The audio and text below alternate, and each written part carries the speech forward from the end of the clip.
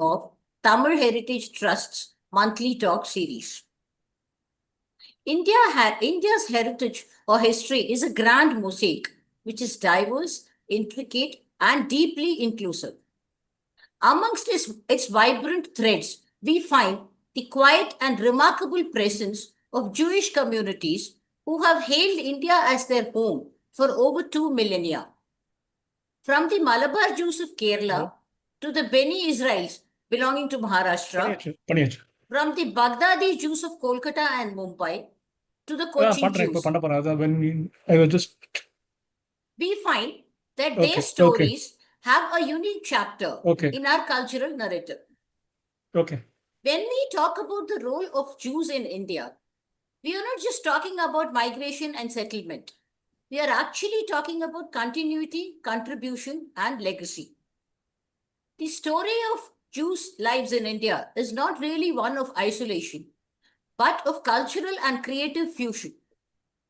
Right from the silver screen shimmer of Bollywood, which had actors like David Abraham, Nadira, Ruby Myers, etc., to many other fields like art, architecture, music, Jews in India have left a vast footprint, which is far larger than their own numbers here. In his talk today, where he'll be discussing the scope for a proposed Jewish heritage trail of markers across India, Dr. Kenneth X. Robbins from Washington will be delving into the role the Jews have played in shaping the religious thought in India, in pioneering educational initiatives here, in engaging in public life, and in enriching our political and cultural ethos. And all this they have done without losing their own distinct identity, because it has been enabled by the unique milieu of tolerance displayed by India. In his talk, Dr. Robbins will be joined by retired Squadron Leader Rana Chhina, and together they will be tracing the journey of Jews across India. This is not just a journey of a people, but of shared history and heritage, cultural exchange, and mutual respect. And underlying all this is, of course, the very idea of India that has remained unchanged.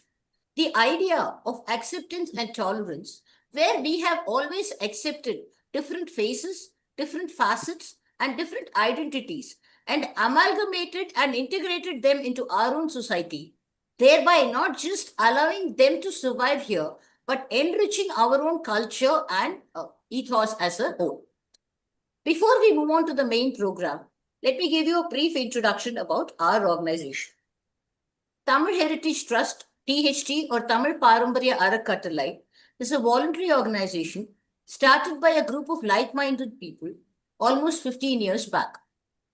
The objective was to understand, appreciate, disseminate, and celebrate information related to India's history and rich heritage, not just for the scholarly and the academically inclined, but the enthusiastic public as well.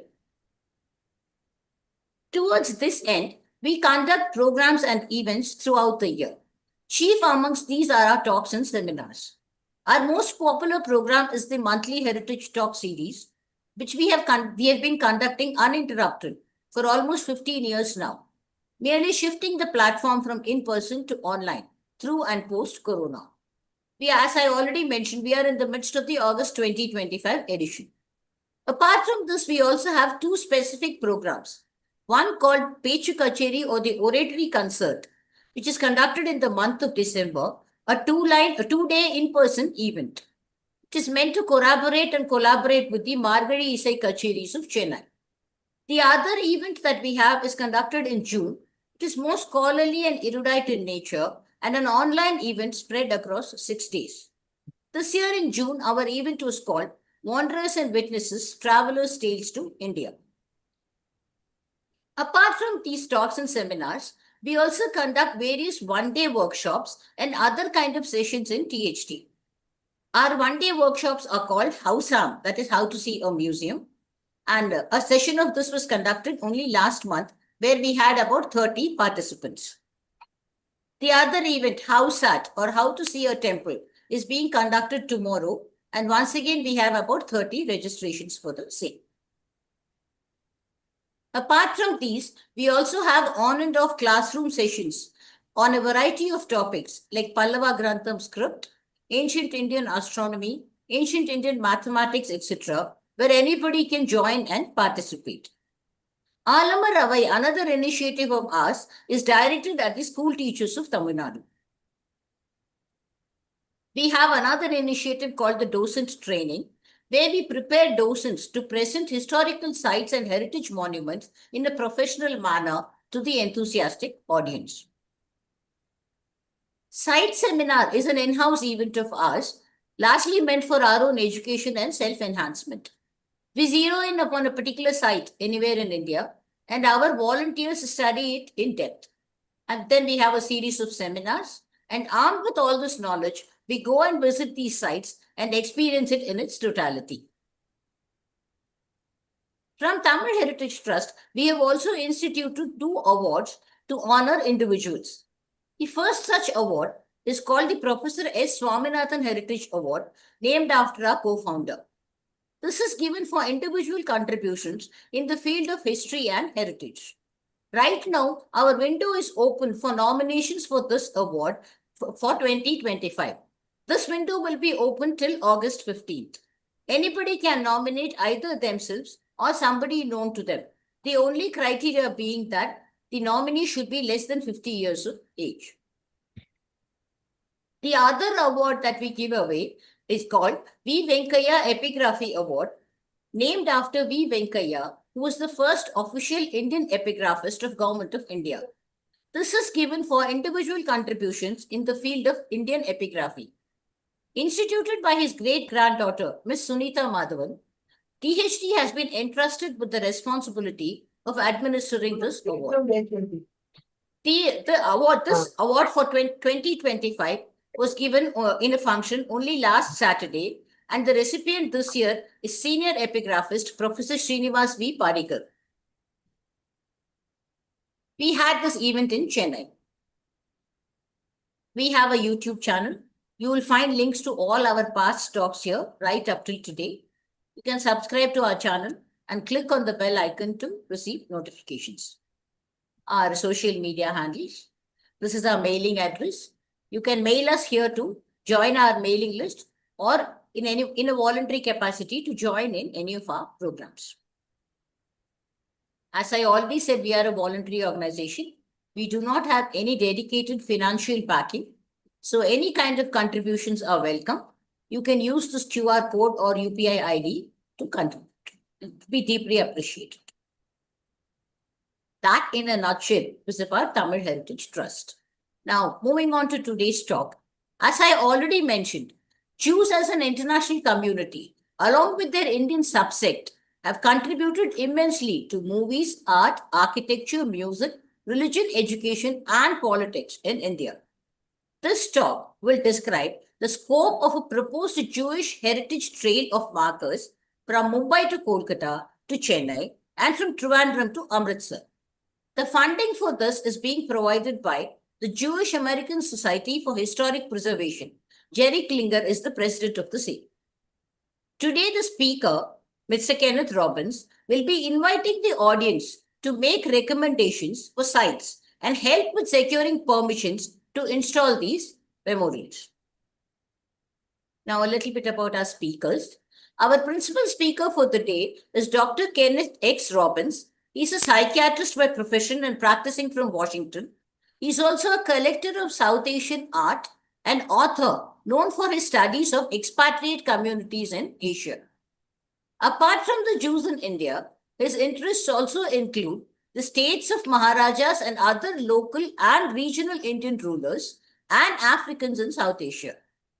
He is the author of 17 books and 158 articles.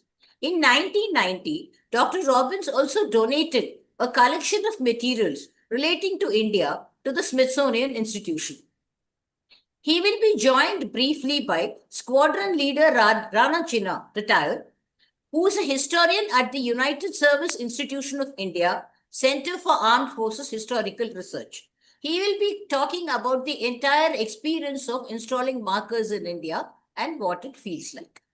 Without further ado, I now invite Dr. Robbins to take over the stage and deliver this talk. Thank you very much. I appreciate this opportunity. Let me share my screen. Well,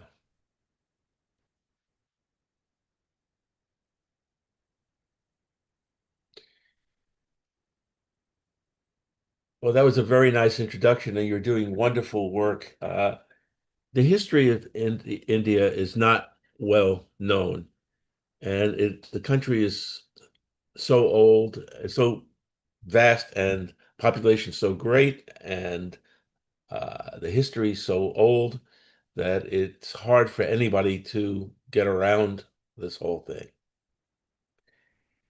My idea is to try to bring together things that nobody else has brought together, and to try to get people to see things in a very different perspective. For example, I've just done a lecture on Sikh history and religion in the Punjab. And now we're trying to develop another program, possibly an exhibit or book about that.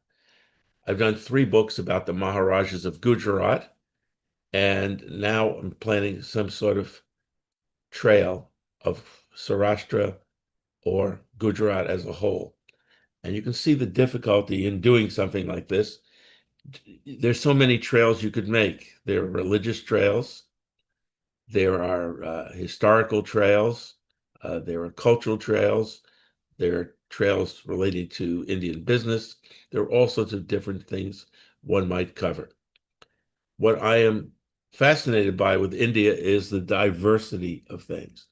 I've just given the University of Pennsylvania 2,000 posters, all different, related to the Hindu religion, showing gods, goddesses, and shrines.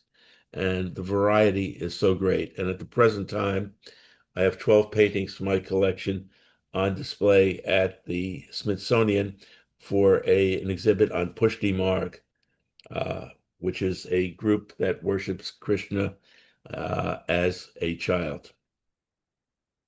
So what do we mean by heritage trails? What are the different ways in which can set up a heritage trail? One is by having an exhibit. And in fact, I did 200 posters. You can see some of them in the background on this slide for the Indira Gandhi National Centre for the Arts. So this covered the Indian Jewish communities, which we've just heard about, the contributions of Indian and foreign Jews, individuals, to life in India, and 3, the tremendous positive reception that Jews have had in India. Along with that, I produced a film for more than 30 minutes, just showing all the different houses of worship and religious practices of Jews in India. But this heritage trail is a little bit different, and it came about in a very strange manner. I've been writing about the Jam Sahib Digvijay Singh, the nephew of the famous Ranji, the cricketer, and the Jewish American Society for Historic Preservation put up a monument to Digvijay for his handling of Polish refugees during World War II. And since it was a subject that I was interested in, I was contacted and found out that they had put up markers in 44 states or 8 or 9 countries all over the world, and why not in India as well? My idea is not to concentrate so much on houses of worship and so on and so forth, which one could see, but to concentrate on the good reception that Jews have had in India and the contributions that Jews have made to Indian society. I've set up other types of trails. I wrote a book called Jewish Heritage of the Deccan, because there were 2 Jewish communities that were centered around Mumbai, and one of them, the Beni Israel, originating and living mostly in the Konkan originally. And you can tell their names because they all have Maharashtrian names.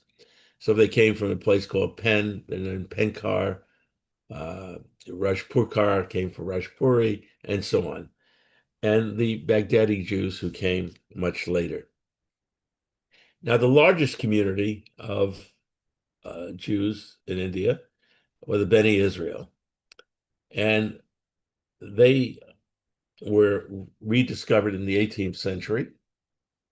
And they were known as the Saturday oil pressers because they pressed vegetable oil, and they were not a business community. And when they went outside as soldiers, as civil servants, working on the railroads and things like that. Very few were actually business people. In the book, we found all these various synagogues or houses of worship in Mumbai. But the dots that you see there, the red dots on the left-hand side, show all the synagogues outside of Mumbai, mostly in little towns and villages where they originated. One site that I would like to put up a marker is here. You see this at the bottom drawing, you see a rut in the road. And this is supposed to be the marker where the wheels of the chariot of a prophet took off. Now, why was this prophet important to the Jews, local Jews? According to their tradition, which is somewhat similar to that of the Chitpavan Brahmins, they were shipwrecked, and 7 couples were unconscious, and the prophet came and rejuvenated them and reanimated them. So this would be a site in a small place called Kandala in the Konkan, where one would like to put up a monument to this pilgrimage site. When we look at these Beni Israel, we see, as I said, you can tell where they came from by their names. What was very surprising is a large percentage of them were in a place that was ruled by African Muslims. Yes, there were 2 princely states that were ruled by African Muslims. And in case you don't know it, from 1486 to 1493, East Africans ruled Bengal, the Habshi dynasty of Bengal, and left their coins in the 15th century. So the history of India is very complicated. Anyway, these Beni Israel lived in these villages, and this is what I've written about. And on the right-hand side, you can see one of their synagogues, and the plaque at the synagogue, as you can see, is in Marathi, Urdu, and Hebrew. 3 different scripts. If you take any of these families, you find out that they did not stay in the Konkan in these villages, but they branched out. One of these families was the Wargarkar family from a small village that was ruled by African Muslims. By the 18th century, several of them had enlisted in the East India Company Army and assumed the surname Israel. Now, this was an amazing family, or is an amazing family. In the top right-hand side, you see 2 brothers, Shalom Bapaji Israel, who was Prime Minister Janjira, and there's a road linking 2 towns which is named after him. His brother was the celebrated community leader and prime minister of a separate state, Aun state, which I'm writing about in my project on the Deccan states. And in the next generation, and we see that in the second group of photographs, the oval photograph, and that was the prime minister of Akkalkot, which was another state in Maharashtra, let's say Maharashtra.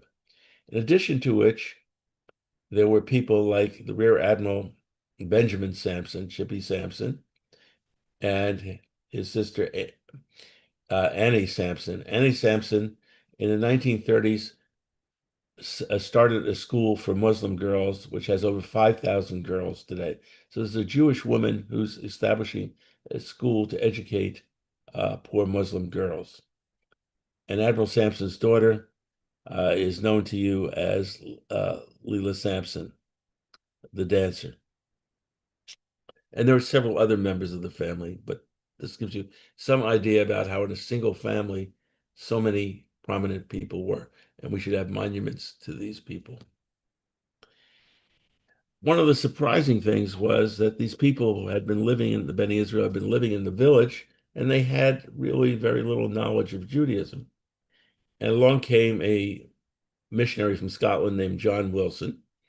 Later they founded Wilson College, and there should be a monument to what he did because he translated all sorts of Hebrew books into Marathi. And from the schools that he set up, they didn't convert so much to Christianity, but they learned about their own Judaism. And the first professor of Hebrew in India was a Beni Israel who he and his father were associated with John Wilson in the 19th century. The more famous and smaller community was that of the Baghdadi Jews, the most famous of which were the Sassoons, who were uber wealthy people. And you can see the founder, David Sassoon, in his dress, because he came from Baghdad, never spoke English. And his sons easily became Anglophiles. And you can see that from one of the mills, which is named after one of the women, Rachel Sassoon, in the family. And you can see she's there as if she was a proper European. Even today, we have reminiscence of this. We have the king statue, which was presented by the Sassoons, which has been moved elsewhere, which gave the name of the area, Kalagoda, Black Horse. But also, there are several other buildings. One is the David Sassoon Library, and the other is a synagogue Knesset Eliyahu. Also, many Holocaust refugees came to Bombay and had amazing experiences. They were welcomed very much. I would like to put up a monument on the house where this refugee boy lived. It's right behind the Taj Mahal Hotel. And his parents were separated, and he and his mother had to raft down the river in Iraq to down the Tigris, and eventually reach Mumbai, then Bombay, where he was joined by his father. He then moved to Israel, and his son is a filmmaker, and said, "Dad, in 2008, I'm going to take you back. I'm going to visit all the places where you were a boy and had such a charmed life in India." And they arrived the day that the Pakistanis attack. And so the movie tells about 3 generations and the encounter with past, the Holocaust, and the present, the attack on Mumbai.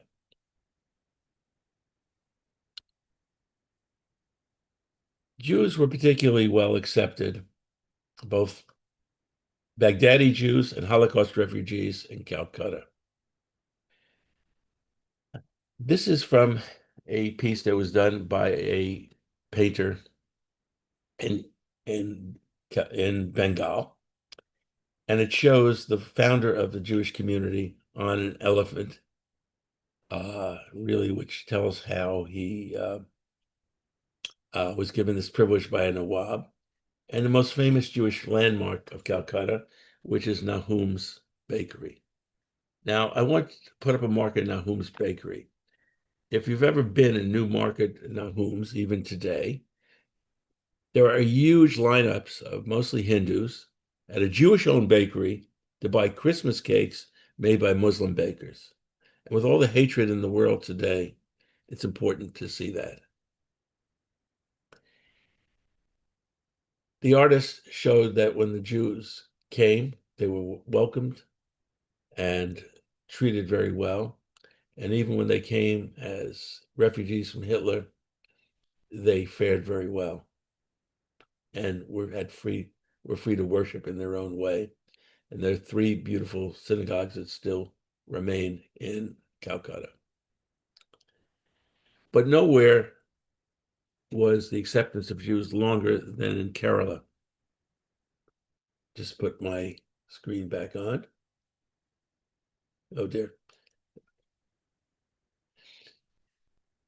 We don't know how long Jews have been in Kerala, but this is a 16th century Portuguese drawings showing Christians, Jews, Hindus, and Muslims.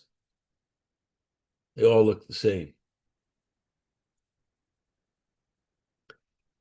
One of the most amazing sights is there a tomb to a Jewish mystic who died in the early 17th century. He was also a poet.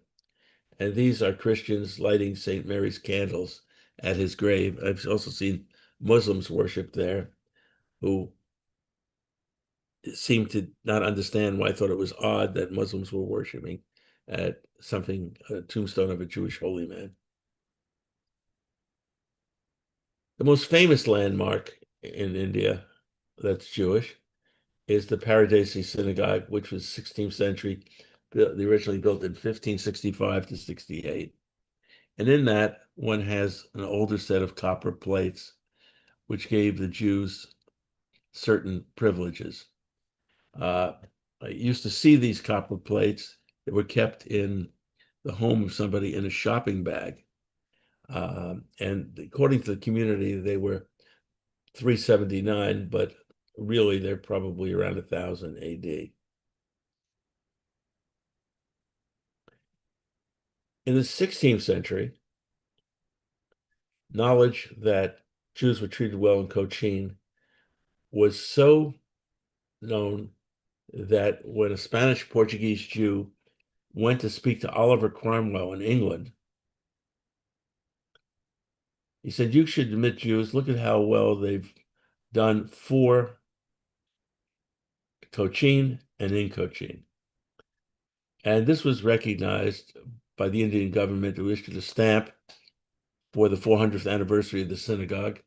And the Cochin royal family was supposed to issue a stamp, but the Cochin postal system was integrated into the Indian postal system before it could be issued. Both the same thing, showing the Holy Scrolls in their ark in the synagogue. The connection between Jews and the local Jews in this Paradesi synagogue and the Cochin royal family has been long. And this is from 2005 at the palace, where I'm leading a delegation of Jews to meet with the royal family. And almost everybody in this setting were members of the royal family. They basically came from all around the world. And we started the Jewish Heritage Trail. The very first place had to be in the Cochin Royal Palace. And here's what we put up, the marker, and it's quoted a speech of the Maharaj of Cochin in the Paradesi Synagogue. He said, "The memory of your early association with Cochin has always been great. People were visiting this coast as early as 3,000 years ago. And you've been here almost 2,000 years. The people of Cochin welcome you with open arms. The royal family protected you from persecution. And the back of this synagogue backed up on the back of the Dutch palace. And so the Maharaja said, my grandmother used to tell us of the time that she and the other princesses spent in the company of the Jewish women who gathered at the palace in the afternoon." And he said, "I'm glad to say that no other people deserve such good treatment. Better that this synagogue is a monument of religious tolerance and hospitality since time immemorial," and so on and so forth. We then went to Chinnamangalam. Chinnamangalam was the palace of the hereditary chief nobles of Cochin. And in the matter, in the saffron robe, you see Sri Hari Prasad, who's the chairman of the Vishnu Mohan Foundation, and his father was a Palyak Achan, or the head of this noble family. And so we issued a plaque there. And it was the honor of this family for realizing the vision of God's country in Chinnamangalam. The palace is in the center of 4 houses of worship: a synagogue, a temple, a church, and a mosque. The local Jews sang praises to this noble family and how well they were treated and how they gave special privileges and so on and so forth. And we also wanted to honor Hari Prasad because of his interest in promoting communal harmony, spreading knowledge about the Jews for a conference that he supported, and supporting the restoration of a synagogue, which I'm going to show you. And he can be seen tirelessly promoting communal harmony between groups.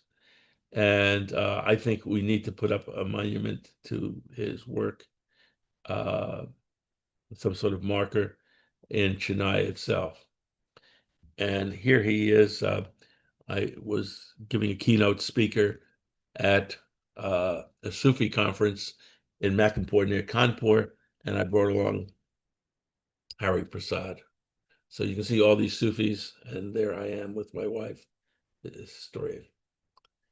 Now, Hari Prasad's work also was involved with restoring another important synagogue. In the lower right-hand corner, you can see what this community looked like, very Indian looking. And there were 2 synagogues on that one block there. When I first came, this synagogue, as you can see in the upper right hand, was bare. It's in better shape here than it looked when I first saw it.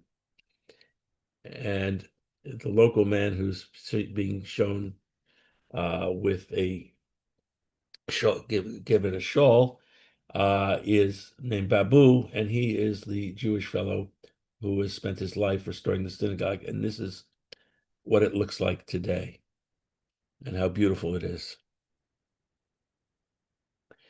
Jews are known as a trading community, and this is recognized in several ways in India. There's stories that Jews have been, for 2,000 or 3,000 years, have been trading with India. And this is recognized by the Kerala government in terms of their trail for the so-called Maziris project. And this includes 2 of the synagogues, one of which is in Chindamangalam, where we gave the award. And this is what the Chindamangalam synagogue looked like on the right. And this has been restored. And there's only one Jew who lives next to the synagogue part of the year, but the synagogue is in perfect shape and can be visited. Well, what is the earliest evidence that we have that Jews actually came to India? It's a set of copper plates, not from Cochin, because Cochin didn't exist until the 14th century, but much earlier, 849. And this involves 2 trade associations, and involves Jews, Zoroastrians, Muslims, Christians, and Hindus. And it's a symbol of communal harmony. And there must be some sort of recognition of this in Kerala. These plaques are with a Christian group. We must honor them and make them better known. But Jews are everywhere, and sometimes in an ephemeral way, wherever there was a trading opportunity. We know, I've covered this in one of the books that I've done because it dealt with religious, educational, trade encounters between Muslims and Jews in South Asia, that the best source of material about the medieval Indian Ocean rests in the thousands of documents that were found in a Cairo synagogue, Cairo Geniza. One of the people who was Ibrahim ben Yazoo, And he went to Mangalore. So I would like, in the 12th century, I would like to have a monument to him. And he's also been memorialized by Amitav Ghosh in the book In an Antique Land. Another thing that has not been recognized in India is that there was a Jew in what is now Spain who made this incredible world map for the Catalan king. His name was Abraham Criscus, and he showed Mahabalipuram. You can see all the cities in India that he talked about events that actually were happening. But the one thing that he didn't know was what a Hindu was. Remember, he was sitting in what is now Spain, but information was coming back to him, which showed him the actual location of cities, but the knowledge of Hindu religion was unknown to him. So he has the ruler of Vijayanagar as a Christian. European Christians and Jews believed that there were Christian and Jewish community kingdoms in Asia, in some far-off place. If they could only get far enough, they would find them. And they were searching for these. So when the Portuguese came to India, they were searching for spices and Christians. Recently, I received this article, and I don't know anything about it, and I can't verify it. The claim that near Ramnad, evidence for a 13th century synagogue was discovered. If this is true, I'd like to commemorate that. I'd like to learn more about it. But we do know that Jews were in Madras in the 17th century. 3 of the aldermen under Governor Yale were in fact Spanish Portuguese Jews. The East India Company used Portuguese Jews based in Madras for its diplomatic efforts. And one of the most interesting things is that when one of the Spanish Portuguese Jews died, his wife went to live with Yale, and they had a son. But this woman and the son died en route to London. And we see evidence that this really is true. There were once these markers, tombstone markers, and early maps show the location of the Jewish burial group. And more recently, there are almost no Jews at all, but there are apparently still some Jewish artifacts here. And we should remember these ephemeral communities, particularly Madras and Surat. What I think is interesting is that there was a poem written by one of these Jews, Daniel Levy, in 1688, declaring Madras one of the 6 holy Jewish communities. This brings us to medicine, and the first European occupant and resident in Bombay was Garcia de Orta, and he's to be found on the coins and money of Portugal. He was the founder of tropical medicine, and I've written about him in a book called Western Jews in India. Another important person who I wrote about in the same book was Haffkine, who helped develop the vaccines for cholera and plague. The Haffkine Institute exists today, but I would like to see another marker put up to bring people's memory back to what this man accomplished. And this brings me to the military, so I'm going to have to stop my share screening so that Rana Chhina, Squadron Leader, can talk about what it's like to set up monuments in general. Rana?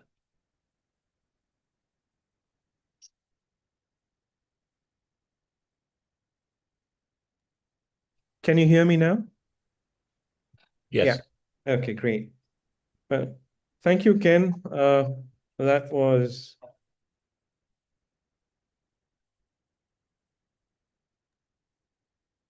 okay. That was very informative.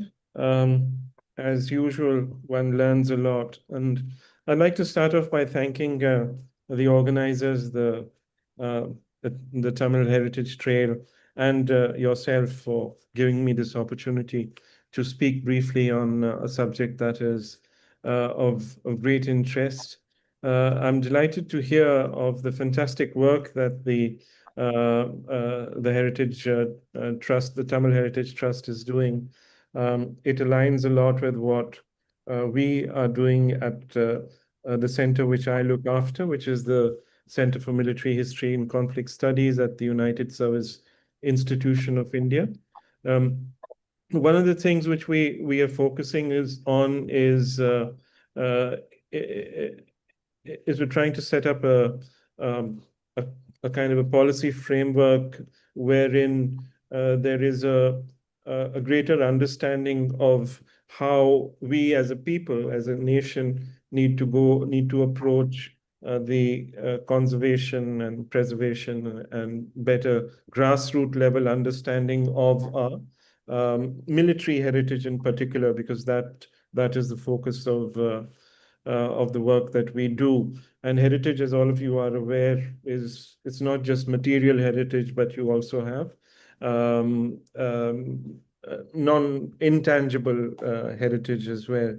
And I would like to compliment Ken on the fantastic work that he's doing. I think as a country, we owe a great debt of gratitude to him, because one of the things which obviously springs out from what Ken has been speaking about is that India as a nation has the fabric of our society has literally been a mosaic of immense diversity, to use a biblical reference, a coat of many colors.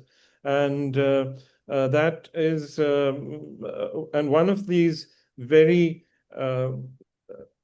one of the lesser known of those colors is our Indian Jewish heritage, the Beni Israel, which the history of the Beni Israel, of course, in itself is important, not just for India or the Indian military, but I think even in a larger context, when you talk about Jewish identity, at the turn of the century, scholars were using the fact that you had a Jewish community in India that had a very significant and a very prominent role to play in the Indian military, and trying to petition colonial Britain and say that, if they can give them that place and that respect and that the opportunity in India, there's no reason why it cannot be done over here in the United Kingdom.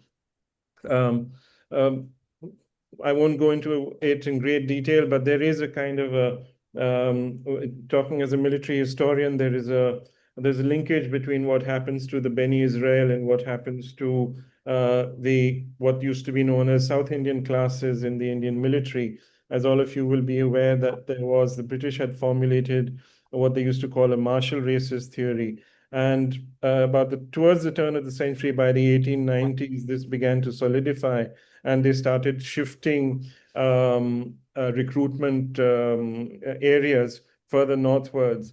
And that had a direct impact on people from South India, and particularly from Tamil Nadu, and on the West Coast, the Beni Israel, and they kind of, in a sense, they lose a part of their military employment as a result of this policy shift in the colonial military system. But as I think it's really important what Ken is, what he's trying to do with setting up a heritage, Jewish heritage trail. We at the USI are working closely with the government of India on what they call the Bharat Ranbhumi Darshan. It's a project which ties in with another government initiative, which is to development of border villages and border areas. And we're setting up battlefield markers, or rather, we're establishing battlefield trails, and heritage markers are a part of that initiative. And some of the individuals that Ken has suggested that we could include and look for people are Ventura, who was a very prominent figure in the army of the Lahore Darbar under Maharaja Ranjit Singh, and Admiral Sampson that he's already mentioned, who was a Beni Israel. Then we had, of course, General Jacob, who was a Baghdadi Jew, and he had a huge role to play in the liberation war, the 1971 Bangladesh Liberation War. And fourthly was, I can't remember who the fourth person. Oh, who was the fourth, Ken? Admiral Sampson, you said. Yeah, Admiral Sampson. Oh, and the fourth one was the Beni Israel soldiers. That's what. Yes. So the Beni Israel community. Yeah. So the Beni Israel soldiers in themselves, because that is such a remarkable story. So all of these things need to be highlighted. We have some experience. We were successful in setting up a battlefield memorial to the Indian Corps on the Western Front in France. So I think if we could do that over there, we should be able to get around the bureaucratic hassles that one finds in locating appropriate places where these markers could be set up. And the thing, of course, with any trail or any heritage trail is it's not just the physical marker is really good because it's a tangible thing.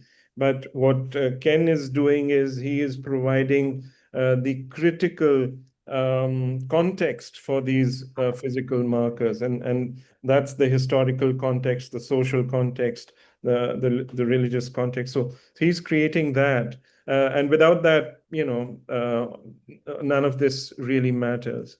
And so I think it's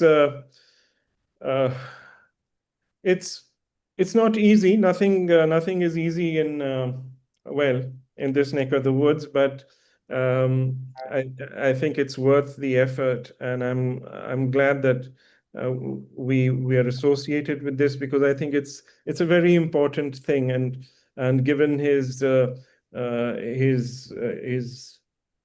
passion, his commitment, and the amount of work that he's done, it's the very least that I think we can do to try and support him. So if anybody's listening and if anybody has any suggestions, I'm sure both Ken and I would be very pleased to hear of them, so that we can then follow up and do the legwork that is required. Yeah, I think, well, I mean, the problem with asking a historian to talk very briefly is, he usually feels that you need to get your money's worth, so he will keep yammering on. So I'll stop here, but I'm around, and if there are any questions, I can take them on later. Oh, back to you, Ken. Thank you very much. I'm going to share my screen again. See my PowerPoint.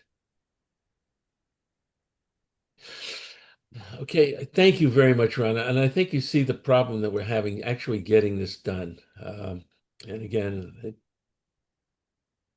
went back to the start. If we're talking about the military, these are some of the Beni Israel soldiers. When the community was very small, there was still General Sampson and General Mordechai, Beni Israel. And in the 19th century, when they could all advance and there were mixed groups, there was much easier for them to advance. But they just kept on advancing. And what is important about this is, what did they do with what they earned? They all came back and developed houses of worship in their own home villages, and even in Mumbai. And maybe one of the things could be put up in front of the first synagogue in Mumbai in honor of the soldier who in the 18th century was responsible for its foundation. Rana has also mentioned General Jacob, and in the book on South Asian Muslim regimes and Jewish golden ages, I have 2 articles, one written by Brigadier Apter, who knew General Jacob, on General Jacob's role in, without him, maybe there wouldn't have been a Bangladesh. We also mentioned General Ventura. This was an Italian Jew who passed himself off as a Christian Frenchman and became commander-in-chief of the Sikh army. He also gave himself the title of the Count of Mandi, Mandi being a small state in what's today's Himachal Pradesh. And he and a French general named Allard were largely responsible for the modernization of Ranjit Singh's army. Now, politics is also a thing. If one looks to Gandhi's associates in South Africa, they include Kallenbach, who helped him start Tolstoy Farm.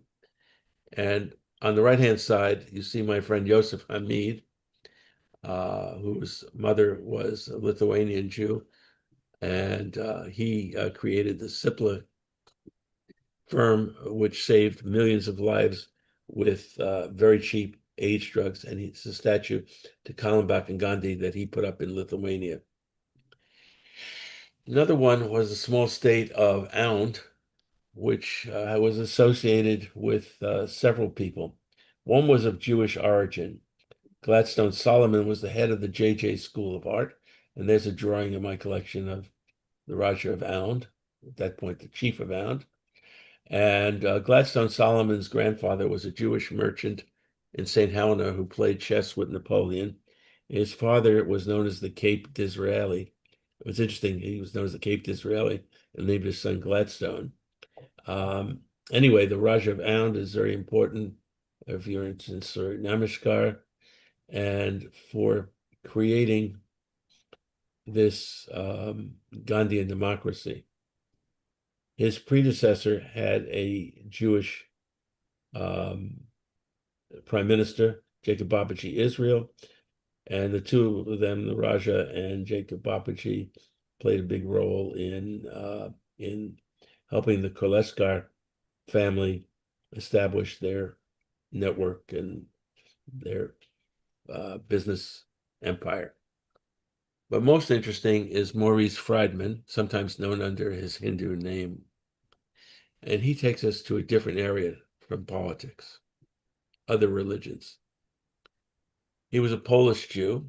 He came, Moshe Ismail brought him to run a factory, which he did in Saffron Rose. You can see on the lower left-hand corner the device that he invented for Gandhi. You can see in the middle the story of the Raja of Aund, who tried to build a Gandhian democracy in his kingdom, which was immortalized in a movie. And on the right-hand side, one sees that he became a disciple of a great yogi. The book that he wrote, I Am That, which preserves that yogi's dialogues with his followers, is still in print today and widely read. Wherever you look, you find Jews involved in Hindu religion, Buddhist religion, even Muslim religion. Hindus, Jubus, and Mujus. One of the most interesting ones was this book of a bunch of Jews who came to visit the Dalai Lama. And the Dalai Lama, noted that so many of his followers had Jewish ancestry, but he asked one question, which was important for Tibetans and maybe important for Indians, the Indian diaspora. How do you keep your traditions alive when you're a minority across the world? How do you keep these traditions alive? Because that's the unique thing that the Jews have been able to do. So why are so many Jews involved in other religions and spiritual traditions? The most important one in my mind was the woman on the right, who was a French Jewish artist who came to India as a spiritual seeker, and she became the mother and is on an Indian stamp.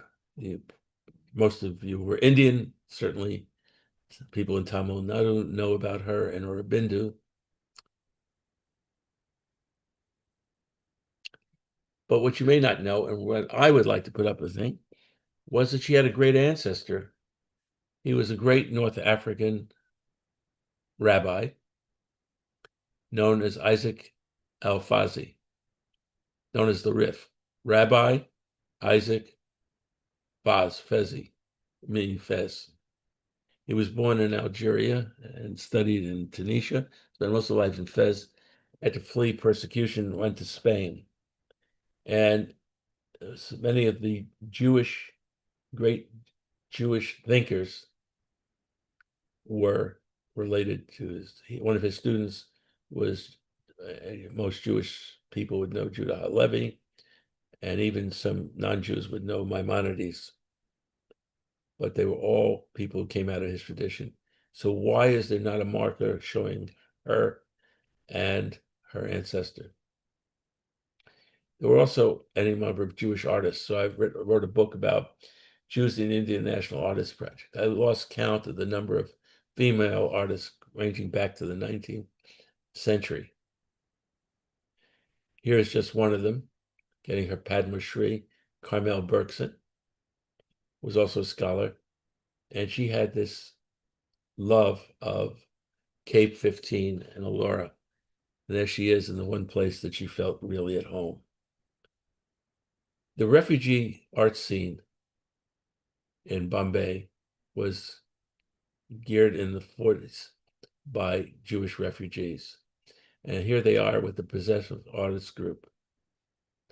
So they transformed art and helped artists like Raza. If you look at the woman sitting in the second row, I have a painting of her in my collection by Raza because she and her husband were mentors to Raza. One of the least known, and I think most important artists, was an artist who made an incredible number of statues of Indian leaders. One of the great masterpieces in my mind of the 20th century was this bust of Krishna Menon. And as you go look at it from moment to moment, as you walk around it, you realize the expression and completely changes, and you can see the whole person. She did two important sculptures of Indira Gandhi as well, but best known is the statue that she made of Gandhi in London, a large statue.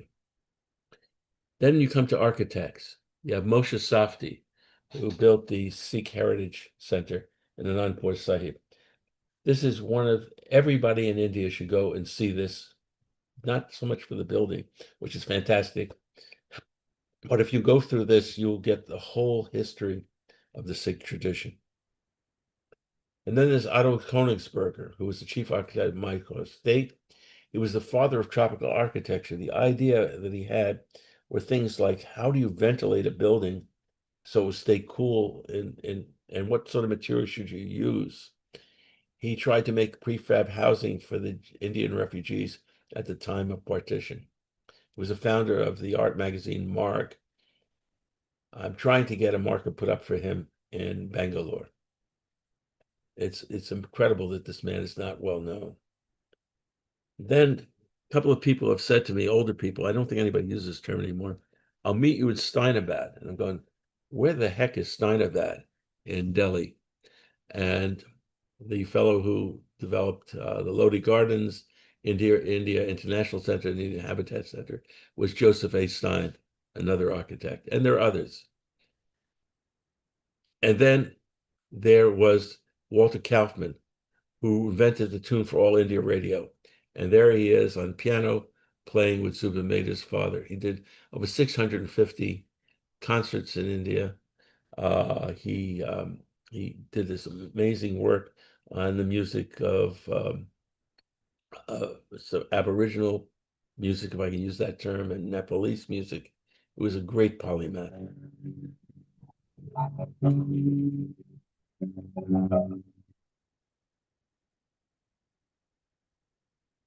And then there was Hilda Hogar, the incredible dancer who came to Bombay and is not known today. And I'll leave you with the movies. I can't cover everybody because that's a separate lecture, and there are tons of people. I've covered a little bit in two of the books that I've done. One, I covered the Jewish actresses who played the Anarkali and Nur Jahan, the loves of Jahangir, the emperor, Mughal emperor.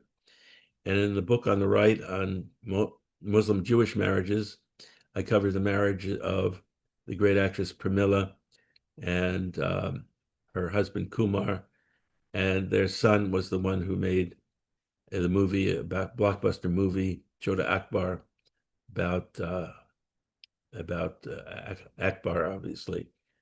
And you can see on the left-hand side and on top the sexpot Indira. But about the most important was Ruby Myers, known in India as Salochana, was her stage name. And every one of the people you see in the picture on the right hand, these are early Jews who were involved in the early movies, in the film laboratories, as musicians, critics, cameramen, technicians, and directors. And these are just a few of these. There's a very small community. And Salochana herself was the most interesting person. In one movie, she played 8 different roles. So you see all these characters that you see in these things, everything from the blonde to the Muslim gentleman. That's all Salochana. And there were a number of Baghdadi first families. This is just one of them, Rose and her cousin, Romila and Pramila's children. Now, I should tell you, Romila is not very well known, but there was also another Jewish actress named Ramola, who was much better known. And I'll leave you with one of my favorite people to revive, and that's Ezra Mir.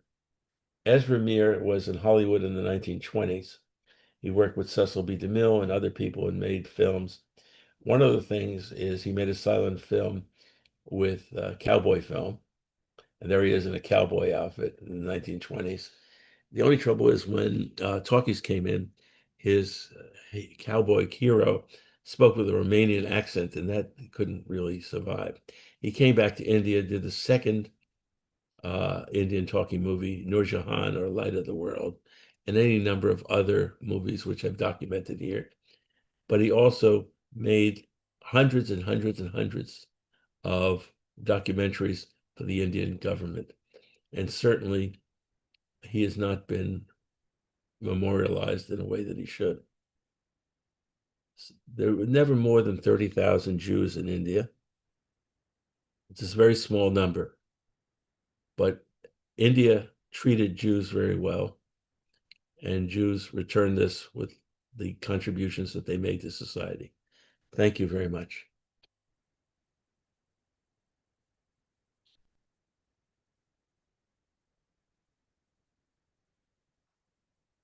Yeah. Okay. Are we going to take some questions from Ramesh? Are you going to speak now? Thank you very much, Dr. Robbins. This was a very lovely lecture. I keep thinking I know something about the Jews in India, and then you come and throw a spanner in the works by throwing some more names and some more rabbit holes for me to follow. Yeah, just 2 minutes. Yeah, that is Ramesh Gauri Raghavan, a man who wears many hats, who's into education, design, consultancy, history, and he's going to be moderating the question answer session with Mr. Robbins and Rana today. He's also somewhat an authority on Jews and has written an article about the Bene Israel Jews. Okay, now over to you, Ramesh. And From our side, yes, that was really an insightful lecture, Dr. Robbins. We didn't know much about the Jews and so much of information and such details. And we just hope this project sails through and we manage to put up at least 80% of the markers that you have visualized. As I am sure Squadron Leader Rana will also agree. As he correctly said, as a country, we should be deeply thankful to you for these proposals and we would really like to see them execute. Now over to you, Ramesh. Thank you. I am waiting for a few questions to come in from the live chat. But meanwhile, I'm going to ask a couple of my own. My first question is to Squadron Leader Rana, actually. Sir, how do we make sure that these memorials will stay and not get vandalized, which is a sad fate that happens to many memorials in our country? There are many beautiful memorials put up in different countries, like the famous blue plaques of London, which memorialize various historic things, or the very tragic Stolpersteiner that you see in Berlin and I think in some other German cities to remember the Jews lost in the Holocaust. But it remains a worrisome issue with India because anything and everything gets vandalized very easily. So how do we go about the practicality of putting up these memorials? Thank you, Ramesh. That's a very good question. As a matter of fact, when we had set up our memorial marker in France, and it's not a small marker. It's a huge Ashoka emblem in bronze, and there are bronze lances, etc., because it was on a battlefield where the Indian cavalry had fought. And my impression was, yes, it's Europe, there shouldn't be any problem. But apparently, there is a real concern over there of theft of bronze. People, East Europeans, etc., would come through and they just carry away things for the bronze value. And even in our own country, this is it's a huge problem. Lord Curzon, and when they had the 1903 Delhi Darbar, that was a time when he decided that there were going to be a lot of important visitors coming to Delhi, and 1857, the uprising was a huge event in British colonial imperial history, and he set up a number of markers all around Delhi, on the sites where all the siege batteries had been, and so on and so forth. None of them exist today, and not just that. I mean, even graveyards, for instance, there was a huge graveyard, graveyard that was a cemetery that was set up, largely consisted of those British officers and soldiers who had been killed during that siege. And there's a lovely Gothic gate, and there is a plaque, or rather a signboard saying that this is a protected site under the ASI, and there's a police station right opposite. But there is no sign of that blessed cemetery because it's been built over, and there's an Indian Christian colony that has established itself on that. So yes. So now, how does one overcome some of these things? And I'll give you an example. For instance, talking about 1857, and that's one of the things which we do. I do these heritage walks. There was one of the first engagements that was fought between the British and the Indians was at a place called Badli Ki Sarai, which was on the outskirts of Delhi. And there was a memorial that was set up over there. And Badli, while this was in the good old days, this was in the countryside and it was fine. But then at some point in time, the government of Delhi decided to shift the Sabzi Mandi, which is Asia's largest wholesale vegetable market. They shifted it outside.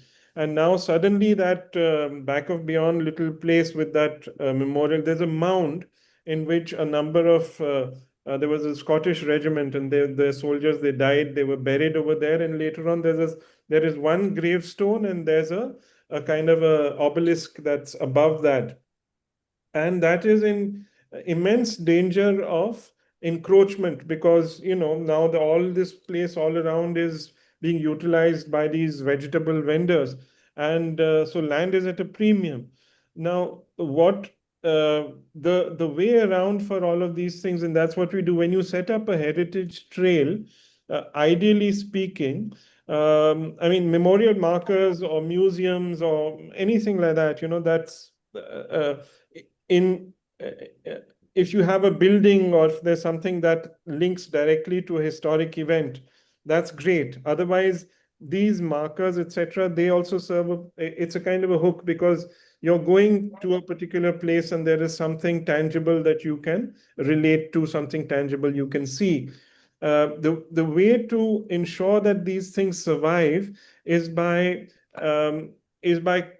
including them into an ecosystem which, say, provides either employment for, say, a local community, because if people are going to be coming from America or from Delhi or from Calcutta to look at a brick wall, for instance, and there is a local tour guide over there that he knows that people will come and they'll tip him and all the rest of it, he will make sure that that thing survives, because if it's gone, then it directly affects his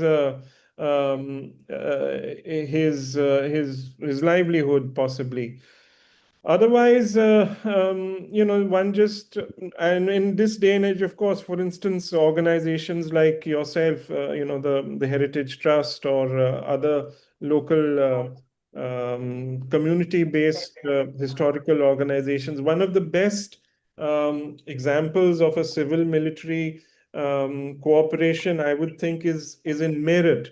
And in Meerut, there was a Meerut Heritage Society that was set up, and they worked very closely with the local sub area that was there. Now there's a division, and they then identified. I mean, they were lucky; they already had these. During the Curzon's time, a lot of these plaques had been set up, and there was some publication, so they knew exactly what had happened where. And even if the original markers were missing, they could recreate them.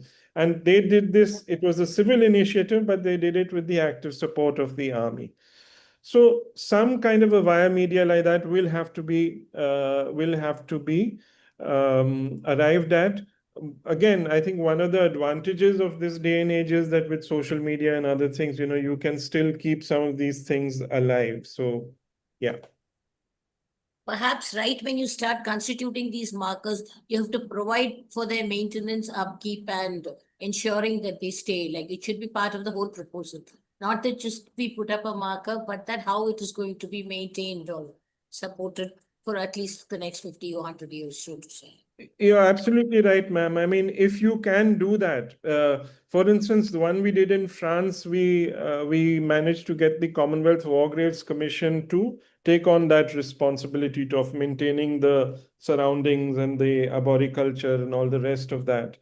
The problem, of course, is that in a country like ours, as I said, you can even have something that has a board saying that this is protected by the ASI, sitting in front of a police station, and still it's not just one marker that is missing. A whole blessed graveyard has gone missing. So what to do? We are like that only. I think. Ramesh. Ned, I have 3 questions that have come to me in the chat, which I'll post to Dr. Robbins. The first one was, for a person of mixed race who's partly Jewish, how is their Jewishness reckoned from their mother's side or their father's side? Traditionally, it was from their mother's side. And the traditional way is that even if they don't see themselves as Jewish, they're Jewish. For example, that would make the artist Amrita Shergill, whose mother's mother was Jewish in the eyes of Jewish law. The question is, who makes the decision? Is it an anti-Semite? Is it Jewish religious law? And even there, in question of Jewish religious law, that is changing in the sense that there are any number of people who are talking about paternal ancestry. as well. That, you know, that since there are a lot of mixed marriages, you don't want to lose those people. But the Jews traditionally, after some initial attempts in the Roman times to convert people, were generally not a religion that converted people. So they could lose people, but they had trouble gaining people. And if they tried to gain people, if they had tried to gain people in Muslim or Christian countries, they would have been killed. So that was not really possible. You also have something like practicing Jews, like you have practicing Christians or practicing Muslims, like you're Jews but are not really following the religious traditions. Do you have something like that? Yes, very much so. First of all, somebody's Jewish, whether they practice or they don't practice in the ideas of the Orthodox people. So there is this thing called a non-Jewish Jew. This is a Jew who basically doesn't see himself and identify with Judaism, doesn't practice Judaism, but sees a sort of ethical tradition. And that's why you find Jews in all sorts of leadership of all sorts of social movements, far from Jewish concerns, trying to protect other groups. Thank you, sir. I've received a couple of other questions from the same person who does not wish to be named. Number one, did you talk about Nissim Ezekiel, the famous Indian English poet? Yes, yes, that we'd like to put up something to him, but the question is, where would you put this up? You know, what I'm looking into right now is I'd like to see if we could do something through Wilson College in general for John Wilson, and then would Nissim Ezekiel fit in there? I think he's an important figure, and I just need the right place. Since you spoke of Wilson College, I want a follow-up question. Since John Wilson was a pivotal figure in educating the Bene Israel, it didn't go as the way he intended it, but his Hebrew grammar was very useful for them. Would you count him as part of this Jewish trail? Yes, absolutely. I mean, because he was largely responsible for the religious revival, paradoxically. So, I mean, and all over India, you have all of these things that to us in America don't make any sense. For example, the Jewish girls' school in Calcutta is owned by the Jewish community, which is basically very few people left, and almost all the students are Muslims.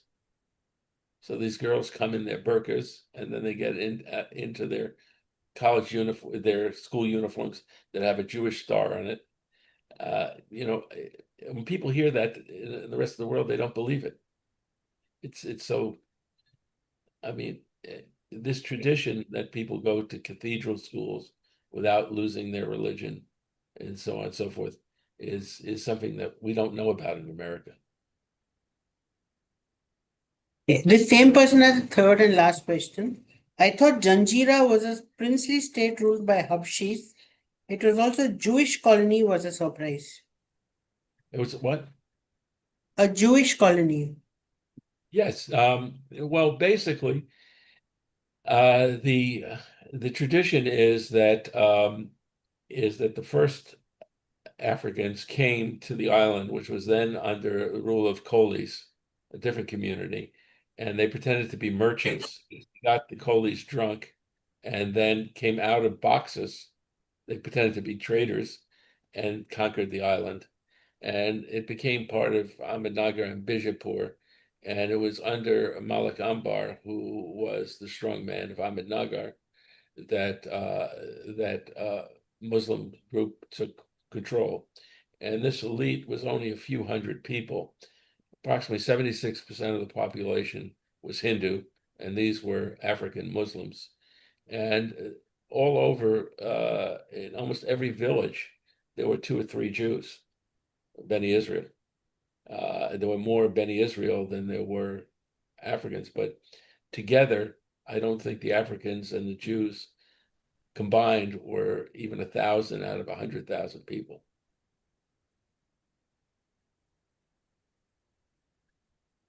I have a question which came from some of my researchers at the Flora Fountain Memorial for the Samyukta Maharashtra Committee.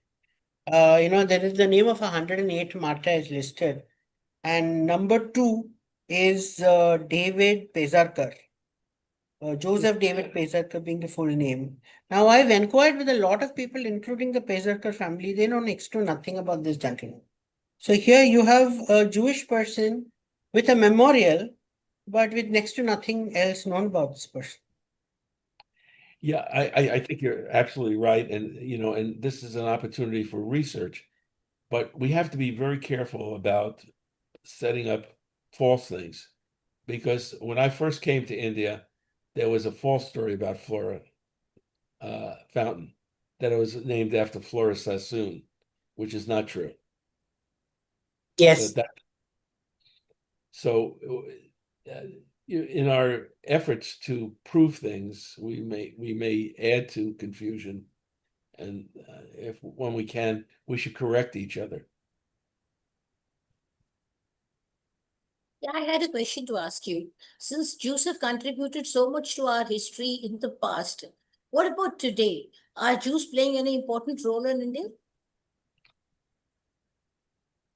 I think most have left, and if you go, especially the Bene Israel community, considers itself as Israel is their fatherland and India is their motherland.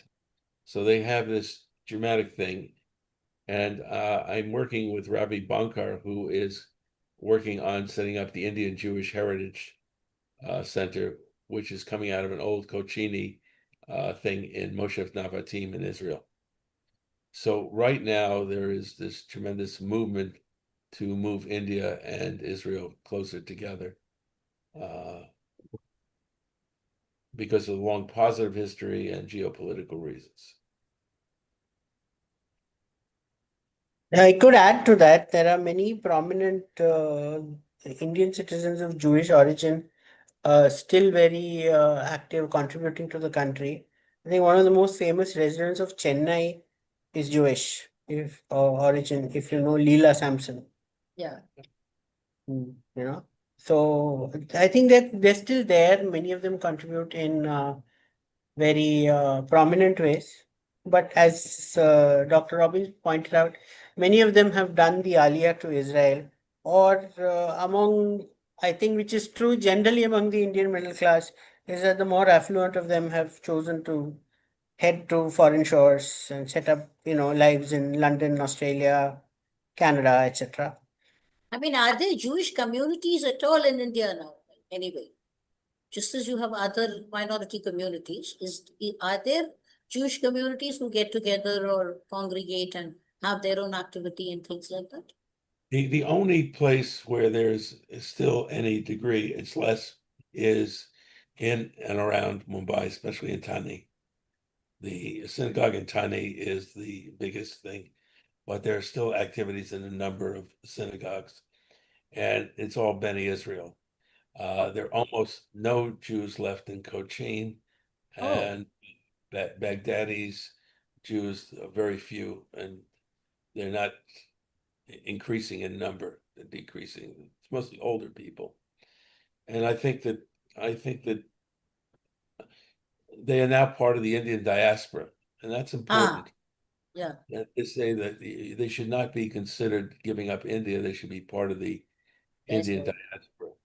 And there is this love of, and there's even a movie where Moroccan Jews meet Indian Jews, and one of them, of course, likes soccer and the other likes cricket. And so they don't have anything in common despite their religious background, their ethnic background, whatever. So the Jews are a world people.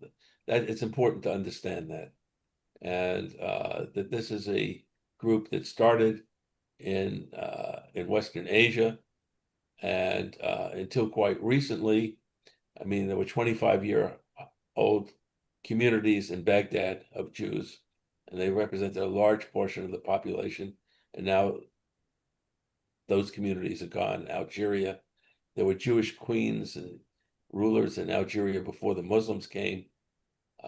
There were Jews in Arabia, Jewish tribes, and even Jewish kingdoms before the Muslims came.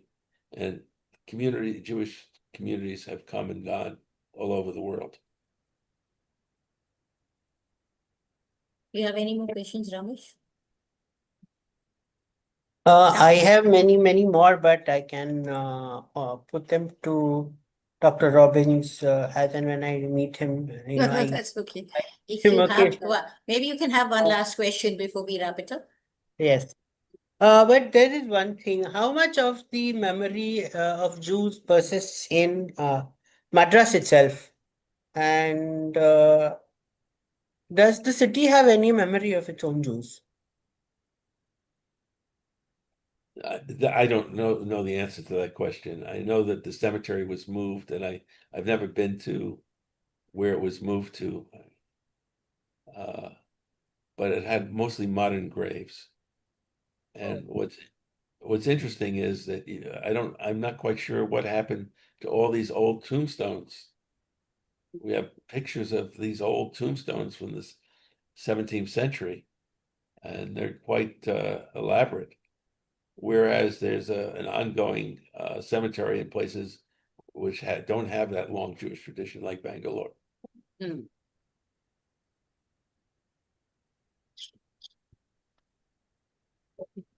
Thank you so much, Dr. Robbins.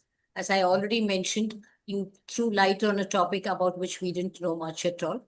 Let's hope we take it forward from here and help you to realize this project. And thank you so much, Squadron Leader Rana. Thank you It was very all. nice. And it also made us realize that how integrated and invested you are in the north of the country also towards a pan-Indian project like this. And thank you, Ramesh, for helping us to moderate this. Thanks a lot. Just before we conclude, I have one last sec.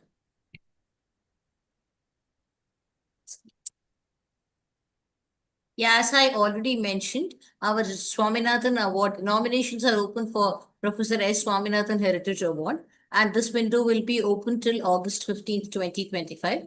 So we request all of you to send in your nominations. Either you can nominate yourself or anybody, and the only criteria for the same is that the nominee has to be less than 50 years of age.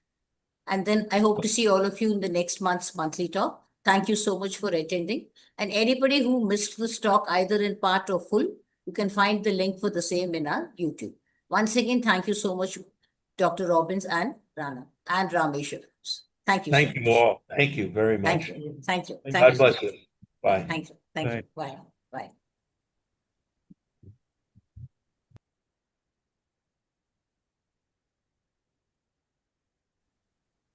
Thank you.